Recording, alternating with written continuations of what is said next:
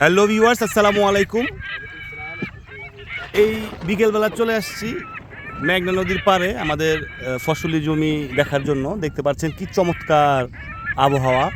অবশ্য এই উত্তর দিকে যেভাবে বিজলি চমকাচ্ছে আর আকাশ গুরুম গুরুম করে ডাকছে, তো যেই কোনো সময় ঝড় হইতে পারে বলে আমার মনে হইতেছে, কারণ ঠান্ডা বাতাস চালাইছে।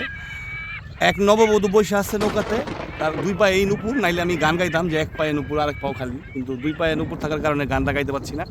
আর তার শৌখিন জামাই, যে শৌখিন খামারি, সে গুসলিংড়িটা কি আড়াইছে দেখেন, কি চমৎকার একটা গুসলিংড়ি আড়াইছে। আমাদের দেশের বিখ্যাত গুসলিংড়ি আছে, সেটা গুসলিংড়িটা দিত আমার বাল্যকালের বন্ধু ছিল, নাম হয়েছে বাক্কার। ঠিক আছে, আমরা বক্কর বক্কর করতাম। সে বক্করে যে চমৎকার গুসলিংড়ি দিত, সেই গুসলিংড়ি এখন আর আমি দেখি না।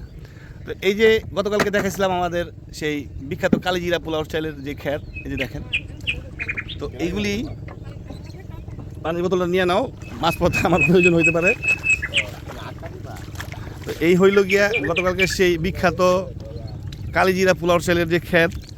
আমার ভাই বউরে বলার পরে সে চলে আসছে দেখার জন্য। এই যে দেখেন কি মহব্বত জামাই বউর, এই যে দেখেন, দেখছেন? এই যে নামাই দিচ্ছে প্যাকের মধ্যে বউরে, আবার লগে নাওড়ারও বাসায় দিছে।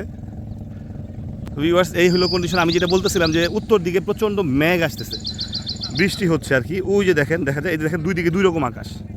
এই দেখেন, এখানে দেখেন এক পাশে ব্লু আর এক পাশে রেড, আর এই পাশে হচ্ছে ঠিক চমৎকার যে এই সূর্যটা আছে, এই সূর্যটা। তো ভিউয়ার্স, যেটার জন্য আসছি আর কি, যে গতকালকে যে ধান ক্ষেত দেখে গেছিলাম, সেই ধান ক্ষেতে কী অবস্থা সেটা আমরা দেখবো আজকে এখানে ঘুরা ঘুরা, যে আসলে আমাদের ধান কী ধরনের হয়েছে। হ্যাঁ, ক্ষেতটা না দেখলে আমার ভাই বউ আছে, এই যে আমার ভাই বউ, ঠিক আছে, এই যে আমার লক্ষ্মী শোনা ভাই বউরা অদুষ্ট শোনা। এই যে দেখো, আরেক বেটার বউ বাগাই লইছি, মোটর ঘটনা হয়েছে। ভাই বউ লইয়ে কালকে ঢাকা থেকে আইসি বাইকে নিয়ে, বাইকে। তো বাইরে ফোন দিছি যে ভাই একটা ঘটনা তো ঘটাই লাইছি। তো ভাই দিচ্ছে, কি করছো ভাই? আমি কই ভাই, আমি তো সকালবেলা ঘুমাইতে গেলে আরেক বেটার বউ লইয়া পড়ছি ভাই। কি কো? আমি আচ্ছা ভাই তাই অসুবিধা নেই। তার মানে কি দেখেন, আমার ভাই, আমি আরেক বেটার বউ লইয়া বললো সমস্যা নাই, কিন্তু বিয়া করতে হইব। আমার ভাইয়ের কথা, যাই করো ভাই একটা বিয়া করো।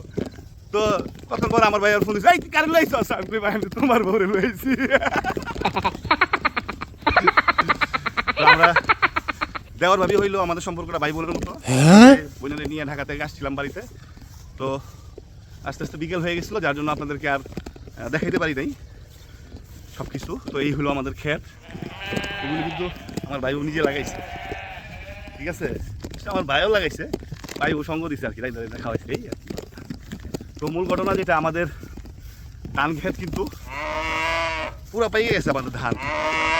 তো ধান ক্ষেতের ধানগুলি আমাদের ওই জায়গাটা নিচু থেকে উঁচু হয়েছে, যার জন্য পর্যায়ক্রমে লাগানো হয়েছে। যে আমাদের যে বিস্তীর্ণ যে ক্ষেত দেখতেছেন, এই বিস্তীর্ণ ক্ষেতগুলি উঁচা থেকে নিচে হয়েছে। আমাদের ক্ষেতগুলি হয়েছে ওই শুরু যেখান থেকে আমরা উঠছি, ওইখান থেকে একদম ওই প্রান্ত পর্যন্ত যা দেখা যাচ্ছে, এই সবগুলি আমাদের ক্ষেত। তো এই ক্ষেতগুলি এই জায়গাটুকু সবার শেষে লাগানো হয়েছে, যার জন্য এই জায়গার ধানগুলি এখনও, এটা হচ্ছে সবার শেষে যে ধানটা লাগাইছে, সেই ধানটা হয়েছে এই যে দেখেন, এই হয়েছে সেই ধানটা। হ্যাঁ, এটা হচ্ছে একদম লাস্ট মোমেন্টে যে ধানটা লাগানো হয়েছে, এটা গেল লাস্ট। এই ধানটা লাগানোর আগে কিন্তু এই ধানটা লাগানো হয়েছে, দেখেন, এই ধানটা লাগানোর আগে এই ধানটা লাগানো হচ্ছে। তো এইটার আগে তার যেটা লাগানো হচ্ছে সেটা আপনাদেরকে দেখাইলে আপনারা বুঝতে পারবেন যে আসলে এই ধান কতটুকু পাকছে। হ্যাঁ, এটা আমি যে আমাদের ক্ষেত আসলে এটা যদি হাইটা দেখাইতে যাই বা হাইটা দেখি, তাহলে এই যে আমার এখনই মনে করেন যে ক্ষেতের মধ্যে হাঁটার তো একটা কষ্ট আছেই।